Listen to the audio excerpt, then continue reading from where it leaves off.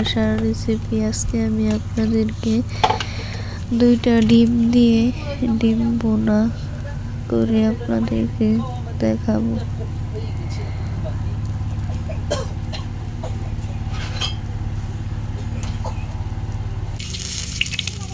এখানে দেখেন আমি একটা ডিম দিয়ে দিয়েছি আর একটা ডিম দিচ্ছি, দিয়ে ডিমগুলো আগে ভেজে নেব।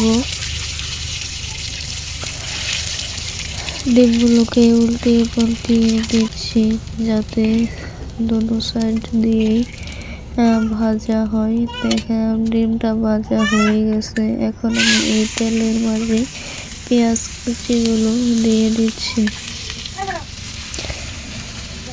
পেঁয়াজ কুচি দিয়ে এখন আমি একটু নাড়িয়ে নেব। একটু ভাজা ভাজা হয়ে গেলে এখানে আমি একটু পানি অ্যাড করব।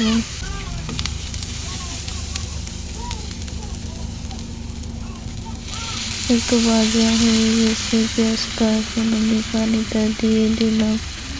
পানিটা দিয়ে আমি এখন গুঁড়া মশলাগুলো দেব। এখন দিয়ে দিচ্ছি হলুদ গুঁড়ো, পরিমাণ মতো মরিচের গুঁড়ো, স্বাদ মতো লবণ দিয়ে দেব। তারপর 1 চামচ লবণ দিয়ে দিলাম। লবণটা দিয়ে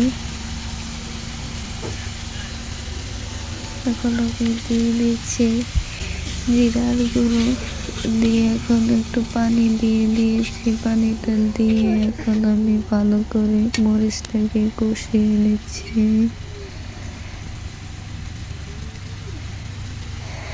একটু কষিয়ে নেব। একটু কষিয়ে নেওয়ার পর ডিম দুটো দিয়ে দেব।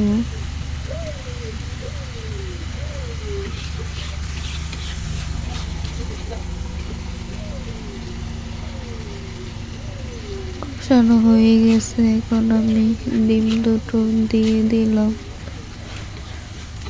ডিম দুটো দিয়ে একটু নাড়িয়ে চাড়িয়ে দেখেন আমার পানিটা শুকিয়ে গেছে। এখন আমার ডিমটা